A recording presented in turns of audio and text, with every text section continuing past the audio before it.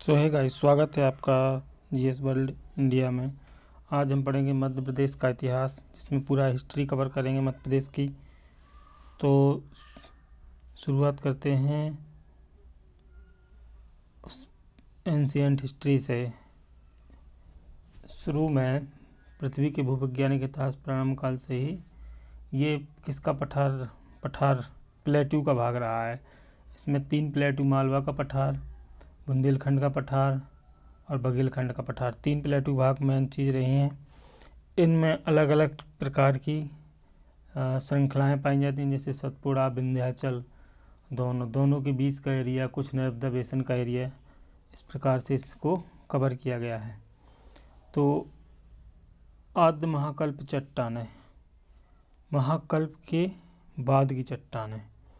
महाकल्प यानी जिस टाइम में कॉन्टिनेंट डिवाइडेशन हुआ, जब ये कॉन्टिनेंट इस तरफ आया, यूरेशिया की प्लेट से टकराया, उस टाइम की बात है। उसके बाद की चट्टानें तो विंध्य व दक्कन ट्रैप के आधार अर्ध महाकल्प शैल हैं। बुंदेलखंड में गुलाबी ग्रेट चट्टानें हैं और सिल्क डाइक भी पाए जाते हैं। डाइक होता है जो लावा से निकला हुआ एक प्रकार की स्लेट बन जाती है, वो सिल तथा डाइक कहलाते हैं। धारवाड़ पाया जाता है, बालाघाट, चिल्पी सैणी, छिंदवाड़ा। अब ये क्वेश्चन देखिए, क्वेश्चन इस तरफ से आ सकता है कि धारवाड़ शैल समूह, चिल्पी श्रेणी, सेंसर श्रेणी, बुंदेलखंड, बिजावर श्रेणी, इसमें जीवाश्म नहीं मिलते। धारवाड़ समूह की चट्टानें हैं ये। चिल्पी सौंसर जो छिंदवाड़ा में है और बिजावर जो बुंदेलखंड में है, छतरपुर जिला के पास में। इसमें जीवाश्म नहीं पाए जाते हैं, ठीक है। जीवाश्म मतलब वो बायोलॉजिकल कोई भी वो चीज़ नहीं पाई जाती है। चट्टानें प्योर नीच चट्टानें हैं। इसके बाद आते हैं पुराने शैल समूह, जो बिजावर श्रृंखला पन्ना और ग्वालियर के बीच में पुराने शैल समूह हैं। ये पुराने शैल समूह इस प्रकार से हैं क्योंकि ये जो एरिया है ये पठार और मैदान से मिलने वाली एक संक्रमणकालीन क्षेत्र पड़ता है। ऊपर नॉर्थ में इसके गंगा का मैदान है, ये गंगा यमुना का ग्रेट प्लेन है, और इसके दक्षिण में जहाँ से विंध्य शुरू होता है वहाँ से फिर ये पठारी एरिया लग जाता है। विंध्य शैल समूह ये रीवा चंबल तक विस्तृत, सोन घाटी, कैमूर, भांडे। अब देखिए, कभी क्वेश्चन आ जाता है कि विंध्य शैल समूह सोन घाटी किस शैल समूह में अवस्थित है, या फिर कैमूर और भांडेर की घाटी किस शैल समूह में अवस्थित है, तो ये विंध्य शैल समूह में अवस्थित हैं। और बिजावर श्रृंखला पुराने शैल में, और ये तो आपको मैंने बता ही दिया, चिल्पी सैणी, छिंदवाड़ा, सौंसर और ये बिजावर सैणी, ये सब धारवाड़ में है, ठीक है। तो इतना याद रखना हो। आद्य महाकाल में तो ये सब आ जाता है, ठीक है। तो इसके मुख्यतः 4 श्रेणियाँ हैं। इसके बाद में और ये गोंडवाना शैल समूह जो बघेलखंड में, सतपुड़ा व बघेलखंड में विस्तृत हैं। बघेलखंड मतलब सतना के वाले एरिया में। हाँ, इसमें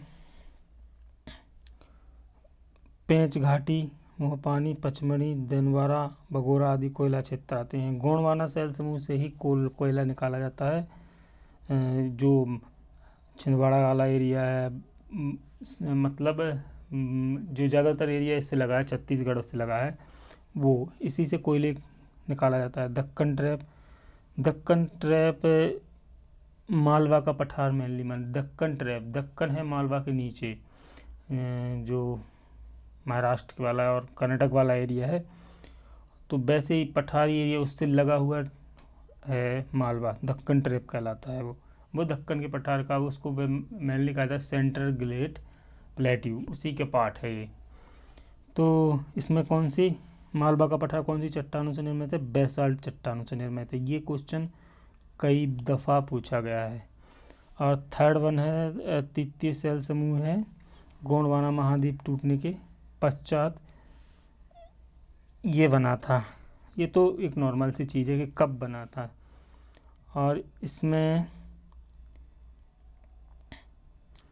ये हैं कुछ एज हैं, जैसे पुरापाषाण काल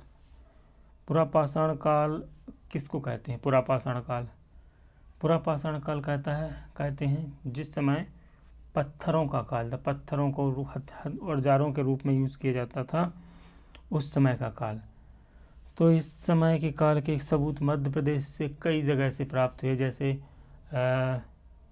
ये मान सकते हैं हम इंसानी सभ्यता की शुरुआत है, शुरुआत तो है ही, साथ में कुछ इंटेलेक्चुअल डेवलपमेंट शुरू हो गया। इंटेलेक्चुअल डेवलपमेंट भी नहीं कह सकते, एक प्रकार से जैसे कोई चीज़ होती है शुरुआत हो गई है, ठीक है।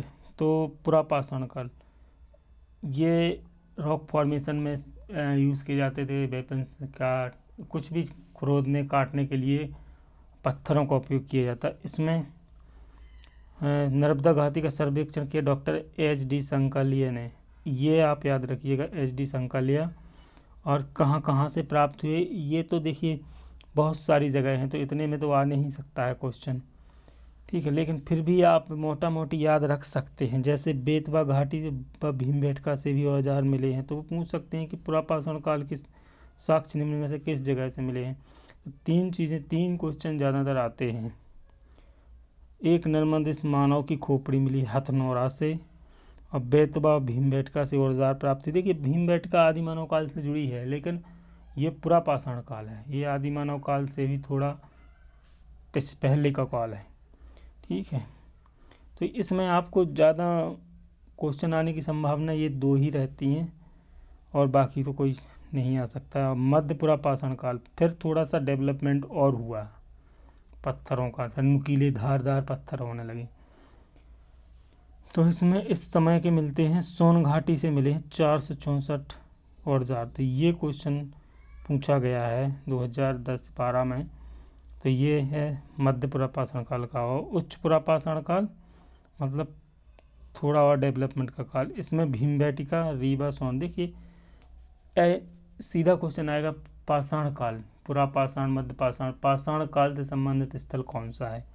तो ये आप भीमबेटका देखिए, यहाँ भी मध्य पुरापाषाण के भी मिले हैं, उच्च पुरापाषाण के मिले हैं, सोन घाटी, नर्मदा घाटी, बेतवा घाटी, ये एरिया। अब इसके बाद में मध्य पाषाण काल, मध्य पाषाण काल लगभग 10,000 वर्ष। इसमें भीमबेटका मेन है, मध्य पाषाण काल से भीमबेटका के में मिला है कुछ भी ब्लेड जैसे अभी अब कुछ मिले हैं। नवपाषाण काल मतलब लेटेस्ट, जो सबसे बाद में आया पत्थरों का युग, वो है 5,000 ईसा पूर्व की बात है। 5,000 ईसा पूर्व मतलब हड़प्पा सभ्यता से भी 2,500 साल पहले, 2,500 साल पहले की बात है। तो इसमें जतकारा, एरन, आदमगढ़ आदि से साक्ष्य मिले हैं। अब देखिए ताम्रपाषाण कालीन, जब तांबे का यूज़ होने लगा, ठीक है। तो ये कितना पुराना है, ये 1,000 ईसा पूर्व का है। ये है 1,000 ईसा पूर्व का, मतलब हड़प्पा सभ्यता ख़त्म होने के बाद की बात है ये। तो इसमें भिंड, मुरैना, ग्वार से लोहा युगीन संस्कृति के ताम्रपाषाण कालीन, ये 1400 ईसा पूर्व से 2000 ईसा पूर्व, मतलब वही कुछ हम सब मान के चल सकते हैं। पोस्ट हड़प्पन एरा है, हड़प्पा एरा जब ख़त्म हो रहा था उस टाइम की बात है। तो ये महेश्वर का नब्दा टोली जो है, जो ये जगह है, वो कायथा, एरण से ज़्यादा साक्ष्य मिले हैं। लेकिन हड़प्पा संस्कृति के मध्य प्रदेश से कोई साक्ष्य नहीं मिले, लेकिन उसी टाइम में एक सभ्यता यहाँ भी थी नर्मदा के किनारे, ऐसा माना जाता है, और हो भी सकती है जब साक्ष्य मिले हैं। तो लोहा युगीन सभ्यता, लोहा जब लोहे का यूज़ होने लगा, मतलब महाभारत के काल में, ठीक है, वैदिक काल, महाभारत रामायण के बीच का काल है, वैदिक काल से पहले का काल है। तो इसमें भिंड, मुरैना, ग्वालियर क्षेत्र से लोहा युगीन साक्ष्य मिले। क्या मिला है, लोहे के हथियार मिले हैं। अब महापाषाण संस्कृति, मेगालिथ काल, इसके काल के मिले हैं सीधी और रीवा से साक्ष्य मिले हैं। समृद्ध विवेचना निम्नानुसार है, नीचे चलते हैं। प्रागैतिहासिक काल मतलब पुराना हिस्टोरिक एरा, इसमें क्या है देखिए, बहुत सारी खुदाई हुई है मध्य प्रदेश में, बहुत जगह। Doctor Sankalia, Supekar, Joshi, B R Lal, इन्होंने सर्वेक्षण किया नर्मदा घाटी का। नर्मदा घाटी is the most important spot, historical spot of MP। Okay, so that was exactly important point for question, which one is Narmada basin, then Chambal basin, then Betwa basin. So the 3 types of basins are important for exams. So अब इसमें क्या मिला, इसमें एक खोपड़ी का जीवाश्म मिला, कहाँ से, नर्मदा के। माना जाता है कि ये मानव इतिहास का सबसे पुराना जीवाश्म है, मानव इतिहास का सबसे पुराना जीवाश्म है जो आज तक मिले हैं पूरी दुनिया में, ऑल ओवर द वर्ल्ड। जैसे कहा जाता था कि अफ्रीका से मानव आया है, मानव इंडिया आया है, यूरोप गया है, ऐसा नहीं है। मानव की शुरुआत हर जगह से हुई है। इंडिया में भी मानव थे उस टाइम पे, उसी इरा में, जिस इरा में अफ्रीका में मिला है जिस टाइम की, उससे थोड़ी ज़्यादा पुरानी यहाँ मिली है इंडिया में। ऐसी कई जगह और मिली हैं, इसलिए ये थ्योरी एकदम फ्लॉप थ्योरी है, ये पहले ही चलती थी, अब ये लेटेस्ट रिसर्च में ये फेल है। देन उसके बाद में नरसिंहपुर वाला क्षेत्र है, नरसिंहपुर वाला क्षेत्र मोस्टली वही नर्मदा वाला एरिया। तो इसमें से कुल 35 पूर्व पाषाणकालीन अवशेष मिले हैं, और भीमबेटका की गुफाओं से उत्खनन से साक्ष्य प्राप्त हुए हैं पाषाणकालीन। देखिए भीमबेटका किससे संबंधित है, पाषाणकालीन, पुरापाषाणकालीन, मध्य पाषाणकालीन, सभी चीज़ों से संबंधित है। तो इससे सीधा क्वेश्चन आता है कि किस इरा से संबंधित है, तो पाषाणकालीन ही पूछेगा वो, या फिर प्रोगैथासिक, प्रोहिस्ट्रिकल भी पूछ सकता है, वो ऑप्शन में दे सकता है, प्रोगैतिहासिक काल, ठीक है। मध्य पाषाण काल लगभग 1000 ईसा पूर्व। इसमें के बारे में 1867 में जब कलाइकल ने विंध्य क्षेत्र में इसकी खोज की थी, विंध्य क्षेत्र में कुछ साक्ष्य मिले थे, आदमगढ़ शैलाश्रम आदि, और भीमबेटका की गुफाओं से भी कुछ चीज़ें मिली हैं। भीमबेटका बहुत इंपॉर्टेंट है, इसीलिए मैंने कहा कि पाषाण काल का पूरा एरा, नवपाषाण काल ये है 5000 ईसा पूर्व वाली एक बात। इसमें मध्य प्रदेश से होशंगाबाद वाले एरिया में, वही नर्मदा वाले एरिया में कुछ चीज़ें मिली हैं। ये उसी टाइम की बात है जब सभ्यताओं की शुरुआत हो रही थी। सभ्यताएं तो मतलब रहते थे लोग, आदिम ग्रुप में रहते थे, लेकिन ऐसे कंबाइंड सभ्यताओं में। फिर इसके बाद में नवपाषाण कालीन के बाद में बना क्या, हड़प्पा सभ्यता। हड़प्पा सभ्यता बना, ये मेहरगढ़ वाली बात जो आई है सो वो। ताम्रपाषाण कालीन थोड़ा सा मॉडर्न हो जाता है, इसमें तांबे का प्रयोग होने लगा था, ठीक है। ये कितना है, हार्डली तो इसको मान सकते हैं 2000 ईसा पूर्व से 1500 ईसा पूर्व, 2200 ईसा पूर्व, ये समथिंग एरिया। कोई फिक्स नहीं है, कोई ऐसा ठोस सबूत नहीं है कि कब मिला, इसलिए कभी इनकी डेट या इरा काल नहीं पूछा जाता। हो सकता है लमसम रहे, जैसे कि ऑप्शन में रहे एक 2000-2500 रहे, और एक रहे 500 और 1000, तो वो आपको थोड़ा सा मेंटेन करना पड़ेगा कि हाँ हो सकता है कि 2000-2500 ही है, ठीक है। इसमें से देखिए क्या मिला, सबसे पहले तो नब्दा टोली और मालवा और नब्दा टोली में मिला है चीज़ें। मालवा के एरिया में, मालवा और कायता का उज्जैन, इन जगहों पे मिट्टी के बर्तन, तांबे की चूड़ियाँ, ये सब चीज़ें मिली हैं। Navdatoli is a most important for bronze age. Navdatoli, Kayatha, then Malwa, तो पूरा एरिया, इस जगहों के नाम ज़्यादा इम्पोर्टेंट है। एरण से भी कुछ 2000 ईसा पूर्व तक के साक्ष्य प्राप्त हुए हैं, इसलिए आपको याद ये रखना है कि मालवा में वृषभ की मूर्तियों के प्रमाण मिले हैं, ठीक है। वृषभ क्या होता है, हिरण की मूर्तियों के प्रमाण मिले हैं, सो ये है। इसके बाद आ जाते हैं सेंधव कालीन संस्कृति, 2300 ईसा पूर्व। सेंधव कालीन संस्कृति क्या है? सिंधु सभ्यता उसी को कहा जाता है, हड़प्पा सभ्यता उसी को कहा जाता है, सिंधु घाटी की सभ्यता उसी को कहा जाता है सिंधु कालीन सभ्यता, जिसके साक्ष्य मध्य प्रदेश से कहीं नहीं मिले। बस उसके पैरेलल एक सभ्यता थी, एक आदिम सभ्यता थी जो नर्मदा, मैंने कहा नर्मदा, चंबल और बेतवा नदियों के किनारे खुशहाल जीवन जी रही थी। अब वैदिक काल पे आ जाते हैं सीधी हाथ। वैदिक काल कौन सा काल? जब भारत में आर्य आए और भारत में आर्यों का सेटलमेंट हुआ। कहाँ हुआ? गैंगटिक प्लेन में, मतलब गंगा के मैदान में, और कुछ पठारी एरिया में भी हुआ। तो कहाँ आए थे वो? पंचनद प्रदेश कहा जाता था, 5 नदियों का प्रदेश कहा जाता था, वही जो मैंने बताया ग्रेट प्लेन, उसी में आए। उसी टाइम में महर्षि अगस्त के नेतृत्व में यादवों का एक झुंड मध्य प्रदेश के एरिया में, जो एरिया मोस्टली जिसको कहा जाता है आज के टाइम में अगर उसको माने तो बघेलखंड और बुंदेलखंड का एरिया, इसमें लोग रहना शुरू हुए, बाहरी लोग, और वो नर्मदा घाटी से परिचित थे। नर्मदा घाटी के एरिया में भी रहते थे, लेकिन हार्डली नर्मदा से साउथ में नहीं गए, कोई महाराष्ट्र वाले एरिया में नहीं, नर्मदा तक वाले एरिया में।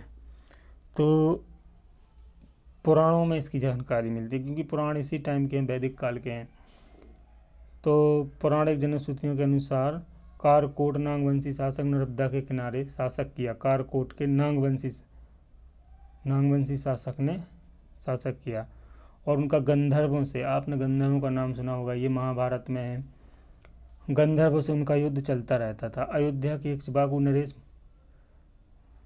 थे। अयोध्या में एक उस समय में सूर्यवंशी का राज था अयोध्या में। तो उनके एक राजा थे इक्ष्वाकु नरेश। उन्होंने क्या किया? उन्होंने अपने बेटे को नागवंशी जो शासक थे उनकी मदद करने के लिए, क्योंकि उनका विद्रोह गंधर्वों से बुरी तरह से चलता रहता था, युद्ध होता था। तो उसी के बाद में फिर नागों की मदद की, नाग जीत गए। किससे जीत गए? नागों की विजय हुई, गंधर्वों को उन्होंने बुरी तरह से हरा दिया। तो उन्होंने अपनी कन्या रेवा का विवाह कर दिया उससे, पुरुकुश से। तो इसी रेवा के नाम पर नदी है नर्मदा। नर्मदा को ही रेवा कहा गया है, ठीक है। और इसी के बाद में यही सब पूरी हिस्टोरिकल है। इन्हीं मानधाता के नाम से मानधाता नगरी, जिसको वर्तमान में खंडवा कहते हैं, अभी सरकार ने उसको फिर से मानधाता करने का वो भी किया है कि इसका नाम फिर से बदला जाएगा। तो ये ही थोड़ा सा वैदिक काल का हिस्ट्री है। और यदुवंशियों का एक कबीला भी इसमें मतलब रहते थे नर्मदा के किनारे, जिन्होंने महेशमती नगर किसने बसाया था? यदुवंशियों ने, यदु कबीला ने।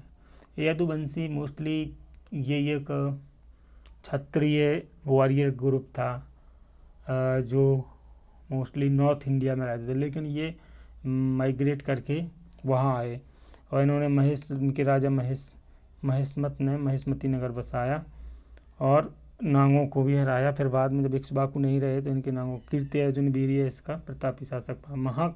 महाकाव्य काल, रामायण काल में प्राचीन मध्य प्रदेश को। फिर इसके बाद में आया रामायण का काल। तो रामायण के काल में इसको कहा जाता है दंडकरण, महाकांतार। दंडकरण जो छत्तीसगढ़ वाला एरिया है, महाकांतार जो छिंदवाड़ा और वो वाला एरिया है, होशंगाबाद वाला एरिया। यहाँ के राजा थे मधु।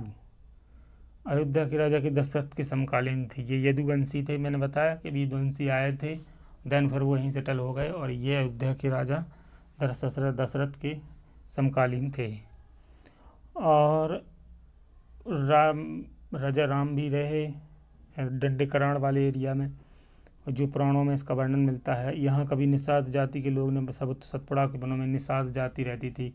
ये क्वेश्चन आता है, सतपुड़ा के वनों में वैदिक काल और या महाकाव्य काल में, महाकाव्य यानी महाभारत और रामायण के काल में कौन रहते थे?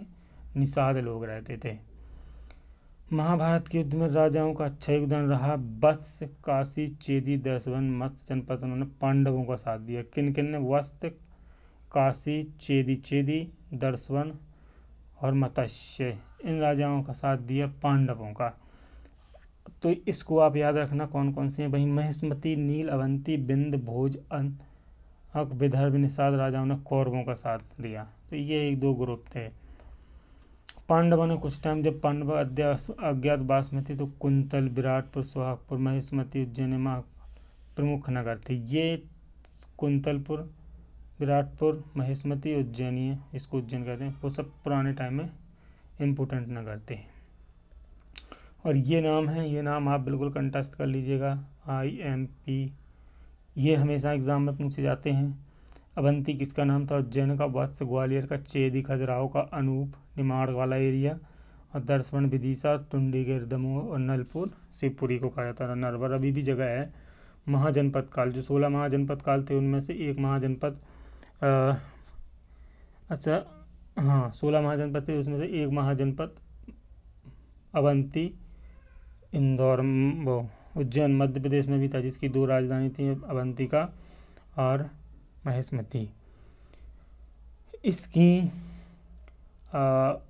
बेतवा नदी बहती थी इसके बीच के क्षेत्र से, और एक क्षेत्र से चंबल थी, एक क्षेत्र से बेतवा थी, और इसकी मुख्य नदी कौन सी हुआ करती थी वो आप जानते हैं, वो कौन सी नदी है? क्षिप्रा नदी। ठीक है। और बृहद वंश का अंतिम राजा रिपुंज कामत, ये है विष्णु पुराणों में पता चलता है कि पुलिक बृहदत्त वंश का अंतिम राजा था। तो ये थोड़ा सा हिस्टोरिकल फैक्ट है, लेकिन ये सब एग्ज़ाम में कभी आता है नहीं, इसलिए ज़्यादा इसको पढ़ने की ज़रूरत है नहीं। ठीक है। तो अब आज इसके बाद में क्या होता है कि जो हर्यक वंश था, ठीक है, हर्यक वंश का अंतिम शासक कौन था? नांग दशक। उसके काल में अमत शिशुनांग द्वारा अवंती पर आक्रमण किया गया। और इंदौर उज्जैन में एक वंश था प्रघोत वंश, उसको उसने पराजित किया और मगध में मिला लिया। किसको? अवंती को, जो एक अलग से महाजनपद हुआ करता था। नांग वंश का पहला शासक महापद्नंद शिशुनाग वंश के बाद बना, जिसे राज्य में नंद वंश की। फिर इस वंश को, शिशुनाग वंश को ख़त्म करके आया नंद वंश। नंद वंश का महापद्नंद पहला शासक बना, जिसने इस्टेब्लिशमेंट की पूर्णतः से। ठीक है। तो ये है। अब इसके बाद आता है मौर्य काल। मौर्य काल में चंद्रगुप्त मौर्य के पुत्र बिंदुसार के समय कुमारमत अशोक था, जो कहाँ का गवर्नर हुआ करता था? ये उज्जैन का गवर्नर हुआ करता था। और अशोक के बारे में 4 फैक्ट आप बिल्कुल याद रख लीजिए, जो एकदम से पूछे जाते हैं एग्ज़ाम में। उसका नाम देवानाम प्रियदर्शनी है, एक ये। और ये कहाँ से मिला है? तो ये गुर्जरा से अभिलेख से पता चलता है कि उसका नाम देवानाम प्रियदर्शनी था। अशोक कहाँ का गवर्नर था? अपने पिता के कार्यकाल में, उसका पिता बिंदुसार राजा हुआ करता था, तो ये अवंती प्रदेश का गवर्नर था। उसकी शादी किससे हुई? विदेशी महादेवी श्रीदेवी से उसकी शादी हुई। ठीक है। तो ये है इतने। और उसने कुछ वो भी किया है, तो रूपनाथ का अभिलेख बनवाया है, गुर्जरा का अभिलेख जहाँ पे उसका नाम मिलता है देवानाम प्रियदर्शनी, और सारूमारो का सीहोर में, पनगुड़िया का सीहोर में, सांची तो आप सब जानते ही हैं। So that's why important of the Mauryan era is this 3 point. First one is a name Devanam Priyadarshini, second one is a wife name Shri Devi, where is from she is from Vidisha. उस समय इसका नाम भेलसा क्या था? उसमें नहीं, भेलसा ही था शायद, और उसी के नाम पे वैदिशी भी कहा जाता था उसको, फिर विदिशा हो गया। देन ये 4 अभिलेख 5 अभिलेख हैं, जो 5 जगह इम्पोर्टेंट है। इतना आपको लघु शिलालेख कहाँ से मिलते हैं वो। इसके बाद आता है शुंग वंश। पुष्यमित्र शुंग ने 184 ईसा पूर्व में बृहदत्त की हत्या कर दी, शुंग वंश की स्थापना की। ये कहाँ से मिलती है जानकारी? मालविघ्न मित्रम। मालविघ्न मित्रम किसकी वो है पुस्तक है? ये है महाकवि कालिदास द्वारा रचित नाट्य ग्रंथ है। तो ये भी इम्पोर्टेंट है। इसके बाद में पुष्पमित्र शुंग का पुत्र अग्निमित्र विदिशा का राजपाल था। ये मालविघ्न मित्रम उसी अग्निमित्र उसका अब मेन किरदार है। इसके बारे में अब जानने की ज़रूरत नहीं है, ये एक लव स्टोरी है। अग्निमित्र उसका मेन लीड रोल है। ठीक है, तो ये मालविघ्न मित्रम के बारे में। और सांची भरतहूत सतना पुष्पमित्र शुंग ने बौद्ध धर्म का संहार करना। अब लोग कहते हैं कि ये मोस्टली ब्राह्मण थे, तो इन्होंने मौर्य वंश को ख़त्म किया। ठीक है, शुंग वंश आया, पुष्पमित्र ने, तो इन्होंने सब खत्म कर दिया। नहीं, ऐसा नहीं है। भरतहूत का स्तूप जो सतना में है और सांची का स्तूप, इनमें कुछ इन्होंने रिनोवेशन का काम करवाया है, ऐसा कुछ इतिहासकार मानते हैं। लेकिन मोस्टली जो बौद्ध ग्रंथ हैं वो इसको संहारक ही मानते हैं। ठीक है, तो ये उनके बारे में है। अब आता है यवन आए मध्य प्रदेश में। अभी तक इतना हो गया, अब यवन आए। तो यवन का राजा था कौन? एंटियाकिड्स। उसका राजा होलीडोरस विदिशा के दरबार में आया। तो इसने भागवत धर्म ग्रहण किया और विदिशा के पास बेसनगर में गरुड़ स्तंभ की स्थापना की। भागवत धर्म मतलब वैष्णव। देन उन्होंने फिर एक स्तंभ बनाया, गरुड़ स्तंभ। तो ये इम्पोर्टेंट हो जाता है।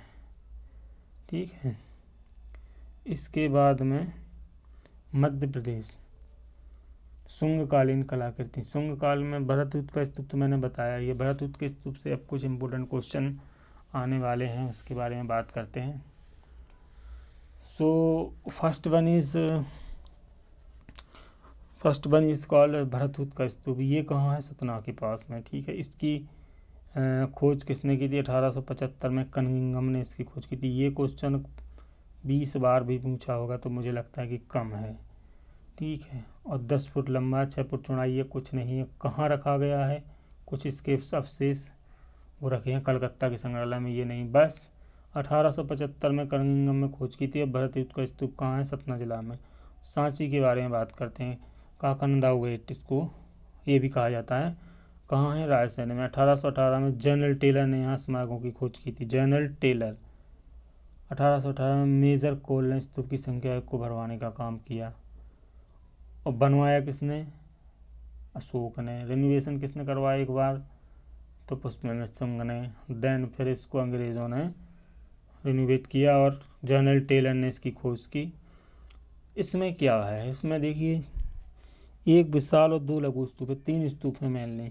महास्तूप में भगवान बुद्ध के द्वितीय में अशोककालीन धर्म प्रचारक सारिपुत्र तथा महाबोधि गलायन के दंश अभिषेक रखे हुए हैं। ठीक है, तो यही है। कौन से? सारिपुत्र तथा महाबोधि गलायन, ये बुद्ध विचारक थे, इनके एक दो गुरु थे, उनके थे। कुषाण काल में कुषाणों का 18वां एक लेख मिलता है। कनिष्क संबंध 78 से संबंधित एक लेख मिलता है जहाँ पर बौद्ध प्रतिमा पर खुदा हुआ है। इसमें क्या है? अश्वघोष राज कभी हुआ करता था कनिष्क के दरबार में। आचार्य नागार्जुन, पार्स, वासुमेत्र, मृत्यचिट, ये सब चरक कौन थे? किसके कार्यकाल में थे? कनिष्क के कार्यकाल में। अश्वघोष राज कवि थे जिन्होंने बुद्ध चरित्र की रचना की है, ये कनिष्क के कार्यकाल में थे। अब कुषाण कहाँ से आए थे? कुषाण कौन थे? यवन थे कुषाणों का भाव शिव वंश ने लिया और राजधानी पद्मावती थी। ठीक है, वैसे कुषाणों की राजधानी कनिष्क की राजधानी थी फिरोजपुर यानी पेशावर। सिकंदर के आक्रमण के समय मालवा गणराज्य के लोग पंजाब में निवास कर रहे थे। देखिए, अब मालवा की बात आती है। मालवा, आखिर मालवा का नाम मालवा क्यों पड़ा? देखिए, आज के समय में पंजाब में एक एरिया है जिसको मालवा कहते हैं, एक मध्य प्रदेश में एरिया है जिसको मालवा कहते हैं। वहाँ से लोग पंजाब से मध्य प्रदेश के एरिया में आए, मालवा लोग मध्य प्रदेश के एरिया में आए, तो इसलिए उन्होंने इस एरिया का नाम मालवा पड़ गया। और इसमें कोई भी अलग से कोई थ्योरी नहीं, कोई कॉन्सेप्ट नहीं, सिंगल वाली बात है। ठीक है, ये है एक चीज़, ठीक। उसके बाद आता गुप्त काल। गुप्त काल में राजधानी थी, गुप्तों की राजधानी क्या हुआ करती? पाटलिपुत्र, वर्तमान पटना शहर। तो गुप्त वंश का संस्थापक श्रीगुप्त था, उसका पुत्र घटोत्कच, उसका चंद्रगुप्त प्रथम, जिसने महाराजा जी की उपाधि धारण की। 319 में ये बना। इसका पता कहाँ से चलता है? प्रयाग में अभिलेख है, उससे पता चलता है। और सागर का पास एक एरंड जगह है, उससे भी पता चलता है। समुद्रगुप्त का लेख प्राप्त हुआ जो खंडित अवस्था में था। समुद्रगुप्त का लेख कहाँ से प्राप्त हुआ? प्रयाग से, ठीक है। समुद्रगुप्त का एक लेख प्रयाग से प्राप्त हुआ। ये क्वेश्चन पूछा जाता है, प्रयाग प्रशस्ति किससे संबंधित है? तो ये है हरिसेन के द्वारा ये बनाया गया, भोगनगर इसका नाम बताया गया। और समुद्रगुप्त, इसको महाराजा धीराज चंद्रगुप्त प्रथम को कहा जाता था। इसके बाद इसका पुत्र आया समुद्रगुप्त, जिसको भारत का नेपोलियन कहा जाता है, ठीक है। इसमें सबसे ज़्यादा इम्पोर्टेंट चीज़ है गुप्तों का क्या है, गुप्तों का सिस्टम आपको पूरा पढ़ना पड़ेगा। इसमें एमपी की हिस्ट्री में सिर्फ 3 चीज़ बताई गई है। एरीखेण प्रदेश, एहरण, भोगनगर, इन सब के बारे में 3 शक्तिशाली राजाओं। नागसेन, आर्यवर्त का प्रथम युद्ध हुआ जिसमें नांग वंशी शासक, ग्वालियर जिले पर स्थित पवैया सम्राट रुद्रसेन द्वितीय, ये सब लोग शासक, इन सब का कंबाइंड वार हुआ था। दुर्जनपुर, जिसको विदिशा जिला, जानकारी मिलती है कि कुछ समय के लिए बड़ा पुत्र रामगुप्त शासक बना। किसका था ये? रामगुप्त, समुद्रगुप्त का। लेकिन उसके बाद में रामगुप्त का हूणों के साथ में विरोध हो गया और हूणों ने उसको मार दिया, उसकी वाइफ को किडनैप कर लिया। देन फिर आता है कौन? चंद्रगुप्त विक्रमादित्य द्वितीय। तो उसने क्या काम किया? उसने हूणों के साथ युद्ध किया और उन्हें हराया, और अब उसकी वाइफ को, मतलब अपनी भाभी को वापस ले आया। और देन फिर उसके बाद उससे शादी की, और इसकी कहानी आगे चलती है। तो इसके बारे में कहा जाता है ये बड़ा महान शासक हुआ है। गुप्त के काल का में दूसरा सबसे बड़ा महान शासक था समुद्रगुप्त के बाद में। गरुड़ गुप्त वंश का राजकीय चिन्ह हुआ करता था उस समय में। और इसके बारे में बताया जाता है कि इसने नांग वंश की शासक कुबेनांग से विवाह किया और उसके बाद में उसके क्षेत्र पर कब्जा कर लिया। उसी से कुबेनांग की, मतलब जो उसकी पत्नी थी, उसी से एक पुत्री का जन्म हुआ, प्रभावती गुप्त का जन्म हुआ, जिसने बागाटकों से उसकी शादी हुई। देन फिर बागाटकों पर फिर से हूणों का हमला हुआ और उसमें उसकी मृत्यु हो गई, उसके मतलब दामाद की। तो उसकी मृत्यु हो जाने के बाद में हूणों से नहीं, शकों से, तो फिर ये गया और इसने युद्ध शुरू किया। देन ये जीत गया तो इसने उस एरिया पे कब्जा कर लिया। इसी के कारण, मतलब कब्जा नहीं कर लिया, अपने अधीन कर लिया, क्योंकि वो तो उसकी लड़की का ससुराल वाला एरिया था। ससुराल तो वो रानी थी, लेकिन उसका कोई प्रशासक तो था नहीं। इसी कारण से शाकाहारी कहला। शाकाहारी का मतलब होता है मंजी रक्षक। इसको गलत शब्द से यूज नहीं किया गया है। चंद्रगुप्त द्वितीय के 3 अभिलेख पूर्व मालवा से प्राप्त हुए, जिनमें शक विजय की सूचना मिलती है। इसी के कारण एक समीप उदयगिरी की पहाड़ियाँ कहाँ? बिलसा यानी विदिशा। ये क्वेश्चन पूछा गया है। तो संधि विग्रह वीर सिंह साउथ, और दूसरा अभिलेख उदयगिरी से, दूसरा अभिलेख भी वहीं से मिलता है। तीसरा इस सामंत सना की महाराज का है। इसमें ये हजारों युद्धों का विजेता बताया गया है इसको। इसके कार्यकाल में उज्जैन सांस्कृतिक और कल्चरल और पॉलिटिकल और हिस्टोरिकल कैपिटल बना।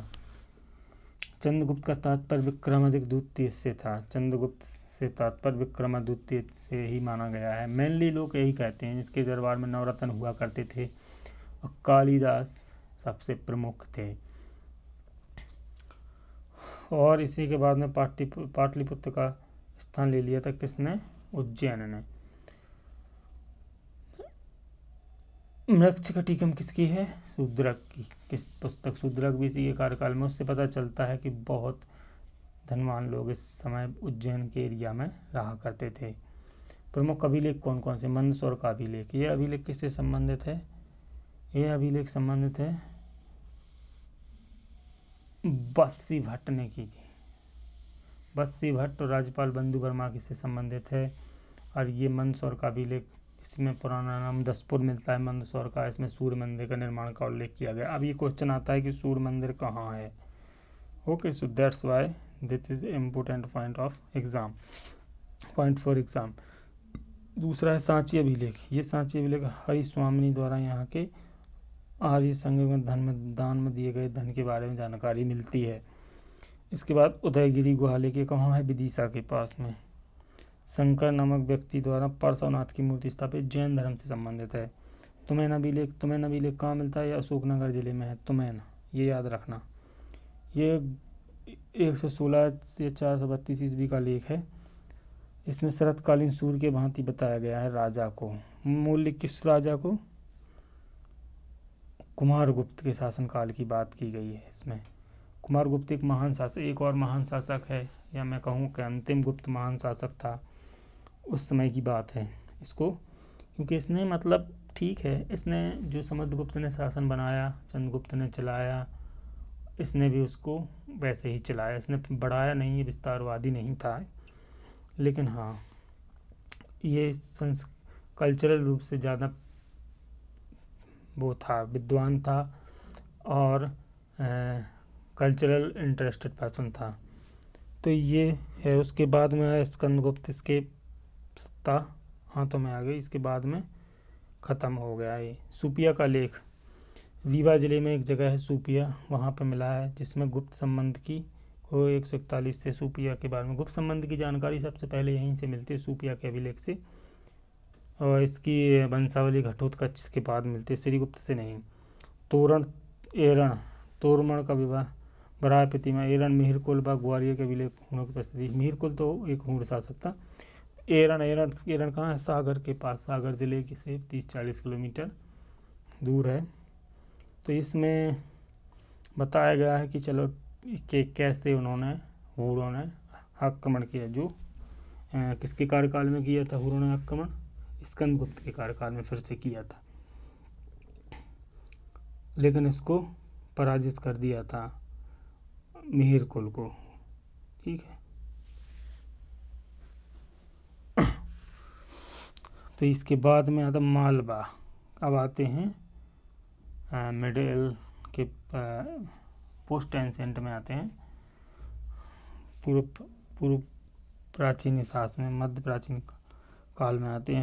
इसमें है मालवा के परमार वंश, सिया की राजधानी उज्जैन व धार थी। परमार वंश राष्ट्रकूट राजाओं के सामंत हुआ करते। क्या था? साउथ में तो राष्ट्रकूटों का था। राष्ट्रकूटों की राजधानी क्या थी? राष्ट्रकूटों की राजधानी खैर जो भी थी, राष्ट्रकूट थे दक्षिण महाराष्ट्र और कर्नाटक के एरिया में। तो राष्ट्रकूटों के जो गवर्नर हुआ करते थे, तो उन्हीं में से कुछ ने अपने आप को स्वतंत्र घोषित कर दिया, तो ये भी उनमें से एक थे। इस सर्वप्रथम इस वंश का शासक हर्ष तथा सियक ने 945 ईस्वी में राष्ट्रकूट शासक खोटिंग को परास्त करके और अपना राज्य स्थापित किया। वाकपति मुंज शासक बना। ठीक है, जो सबसे पावरफुल था, सबसे पहला संस्थापक, सही संस्थापक माना जाता है। और इसने हुड़ों पे आक्रमण करके उनको हरा दिया, उसका भी एरिया अपने अंदर ले लिया, धार वाला एरिया। और मुंज सागर की धार में मुंज सागर झील बनवाई, वाकपति मुंज ने बनवाई थी, जो किसका? परमार वंश का था। सिंधुराज, इसकी मृत्यु के बाद इसका भाई सिंधुराज शासक बना। उसने चालुक्य शासक 17 साल को हराया। चालुक्य कौन से चालुक्य? कल्याणी के चालुक्य। ठीक है, कल्याणी के चालुक्यों को हराया। दिन भर उसके बाद में उसका भाई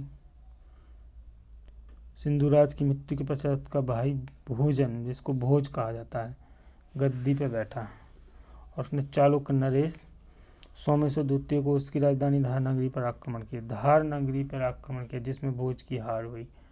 चालक फिर बदला लेने के लिए तो वो तैयार थे ही, तो उन्होंने धार पर आक्रमण किया जिसमें भोज की हार हो गई और इसके बाद में भोज की मृत्यु हो गई और नरेश भीम ने उसकी राजधानी धार पर बारी बारी आक्रमण किया और लूटपाट मचाई, जो भी किया। भोजकाल, ये पर में ये भोज सबसे ज़्यादा फेमस राजा था इनमें से, इनका परमारों का, क्योंकि ये इसने कल्चरल राजधानी बनाया धार को। धार को कल्चरल, ये एक विद्वान व्यक्ति था, युद्ध कला में भले ही ये पीछे रहा, माना जाता है युद्ध कला में ये पीछे था, लेकिन सांस्कृतिक रूप से और राजनीतिक रूप से काफ़ी मजबूत शासक माना जाता है। जिस तरह इसकी उपलब्धियां रहीं, उसने अनेक महल बनवाए, सरस्वती मंदिर, धार में सरस्वती मंदिर जो आज भी है, और बांग देवी की प्रतिमा स्थापित करवाई। एक झील का निर्माण कराया जिसे भोजसर झील के नाम से जाना जाता है, भोपाल में जो है। और गंज बासोदा के समीप उदयपुर नामक स्थान पर नीलकंठ मंदेश्वर की स्थापना की गंज बासोदा में। और भोज दिन आयुर्वेद, सर्वस्व, समरंग, सूत्रधार आदि किताबें ली गईं, ठीक है, जिसमें परमार वंश के बारे में पूरी जानकारी मिलती है। चंदेल वंश कहाँ का था? खजुराहो, जेजक, भुक्ती। 831 में इसकी स्थापना किसने की? नन्नुक ने की। चंद्रोदय ऋषि के नाम पे इसको चंद्रवंश कहा जाता है। हर्ष के बाद, मतलब नन्नुक थे, फिर उनके बाद छोटे छोटे शासक आए, लेकिन बड़े शासकों में हर्ष, उसके बाद में जो उसका पुत्र आया 905 में, 925 में ख़त्म, यशोवर्मन गद्दी पे बैठा। ये सबसे इम्पोर्टेंट रियल रूप में संस्थापक माना जाता है, लेकिन नन्नुक वास्तविक संस्थापक यशवर्धन ही था, यशोवर्मन। इसने कन्नौज के जो प्रतिहारों को समाप्त किया, जो कन्नौज के प्रतिहार थे, प्रतिहार पाल बंगाल के थे, कन्नौज के प्रतिहार थे, और गुर्जर थे, गुर्जर, इन्हीं को गुर्जर प्रतिहार कहा जाता है, और मालवा के परमार थे। ये सब गुटबाजी वाली चलती थी, राष्ट्रकूट, इन तीनों का, ये चारों का युद्ध चलता रहता था, लेकिन इनका इनसे कुछ लेना देना है नहीं। ये इन सिंपली अलग बात कह रहे हैं यहाँ। तो इन्होंने किया क्या है, इन्होंने खजुराहो के प्रसिद्ध विष्णु मंदिर का निर्माण किया। विष्णु मंदिर का निर्माण किसने करवाया है? यशोवर्मन ने। इस चीज़ को आप हमेशा हमेशा हमेशा याद रखेंगे, क्योंकि ये बहुत ज़्यादा पूछा जाता है। यशोवर्मन के बाद उसका पुत्र जबनदंग, जिसने कलिंजर पे अपना अधिकार कर लिया। कलिंजर कहाँ है? महोबा वाला एरिया जिसको कलिंजर कहा जाता है, और ग्वालियर पे भी अपना अधिकार कर लिया। धंग दूसरा सबसे महान शासक था, जिसने, मतलब सांस्कृतिक रूप से ये काफ़ी रिच थे। पार्श्वनाथ, विश्वनाथ, वैद्यनाथ आदि मंदिर बनवाए। इसने गंगा में संगम पे अपना त्याग दिया, शरीर त्याग दिया था गंगा के संगम पे। विद्याधर, ये अंतिम महान शासक था।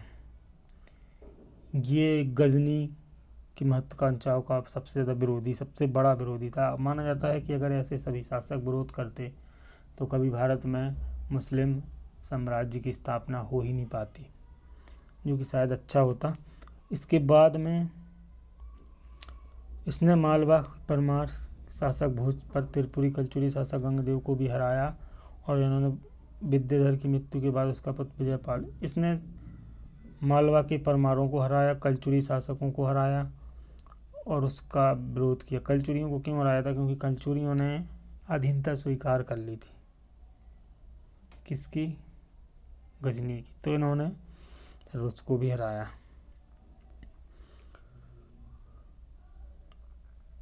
इसके बाद में चेदी नरेश वंश को हराकर ये अजयगढ़, महोबा से चंदेल लेखवंश की जाने। इसने फिर वार को एक प्रकार से नियमित कर दिया कि जो भी उनके सामने झुकेगा उनसे हम वार करेंगे, यही करता रहा। और अंतिम लेख भी हो जाते। इस वंश का अंतिम शासक परमाविदेव परमल था, जिसने महोबा में पृथ्वीराज चौहान तथा कलिंजर में कुछ पराजित हुआ था। महोबा में पृथ्वी, जो बहुत फेमस आपने सुनी होगी, कौन सी कहानी? अलाउद्दीन की कहानी।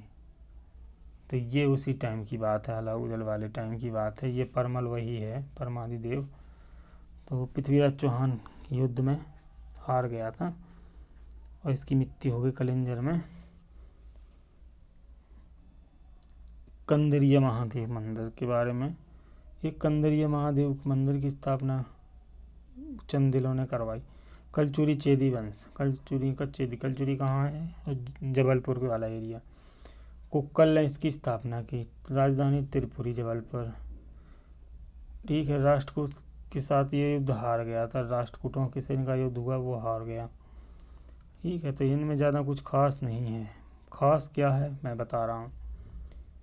इनमें नरेश मुंज द्वारा पराजित किया गया, जिसके कारण त्रिपुरी कुछ समय परमाणु का अधिकार हो गया। गंगदेव, जो प्रारंभ में चंदेल शासक विद्याधर की अधीनता स्वीकार करता था, विद्याधर थे उसकी अधीनता स्वीकार की थी गंगदेव ने। उसके बाद मरने के बाद उसने अपने आप को स्वतंत्र घोषित कर दिया और अपनी सत्ता स्थापित की। प्रारंभ में ये लोग चलते रहे, कलचुरी शासक, तो फिर दिल्ली सल्तनत तक चलता रहा। मतलब वही कुछ 300 200 150 साल तक चलता रहा। फिर आती है बात दिल्ली सल्तनत की। दिल्ली सल्तनत मध्य प्रदेश में आक्रमण प्रारंभ, जब शुरू में आक्रमण हुए तो प्रोबेबली होने लगे थे दिल्ली सल्तनत। ग्वालियर चंबल के एरिया में तो आक्रमण शुरू से हो रहे थे। तो इसके बाद में कुतुबुद्दीन ऐबक की मृत्यु के बाद प्रतिहारों ने ग्वालियर, चंदे, कलिंजर, अजयगढ़ पर अधिकार कर लिया और ग्वालियर के किले पर आक्रमण किया गया। ठीक है। तो कुतुबुद्दीन ऐबक की मृत्यु के बाद प्रतिहारों ने ग्वालियर, चंदे, कलिंजर, अजयगढ़ इन सब पे कब्जा कर लिया। इल्तुतमिश ने 1231 में ग्वालियर के किले पर फिर से आक्रमण किया और 1233 में कलिंजर के आसपास का क्षेत्र जीत लिया गया इल्तुतमिश द्वारा। इल्तुतमिश वास्तविक संस्थापक कहा जाता है दिल्ली सल्तनत का। संस्थापक तो कुतुबुद्दीन ऐबक था, लेकिन वास्तविक जिसने इसने अपने सूबेदार को पहुंचाया। ठीक है। तो ये तो इतने बस, इसके बाद में फिर कुछ नहीं हुआ, क्योंकि इसके बाद में दिल्ली सल्तनत में खुद आपसी लफड़े चलते रहे। एक चलता रहा रजिया वाला, और फिर उसके बाद में बलबन वाला, बलबन भी आया था बलबन। फिर उसके बाद खिलजी आता है। खिलजी ने अपने सूबेदार उइन उल मुल्क को जिसने मालवा पे कब्जा किया, उसने राजा महल के देव को हराया, फिर इस क्षेत्र पर अपना अधिकार कर लिया। उज्जैन, चंदेरी आदि को भी जीता और दिल्ली सल्तनत में 1401 में दिलावर खां की मृत्यु हुई तो यहाँ का शासक होशंग शाह बना, जिसने गुजरात शासक मुजफ्फर शाह होशंग शाह को, ये होशंग शाह वही है जिसने होशंगाबाद मांडू की स्थापना की, जिसको अभी बदल दिया गया। तो इसके बारे में क्वेश्चन आ सकता है शायद। मांडू का था ये महमूद शाह और होशंगाबाद का होशंग शाह है। ठीक है। तो इनको भी हरा दिया उसने और कब्जा कर दिल्ली सल्तनत में मिला लिया। इसके बाद में मुगल काल आएगा। इसके बाद में ये है मिडिल और एंशिएंट, मॉडर्न और मिडिल। ये हिस्ट्री पार्ट 2 में करेंगे हिस्ट्री के। So thanks for watching and please subscribe my YouTube channel and God bless you all.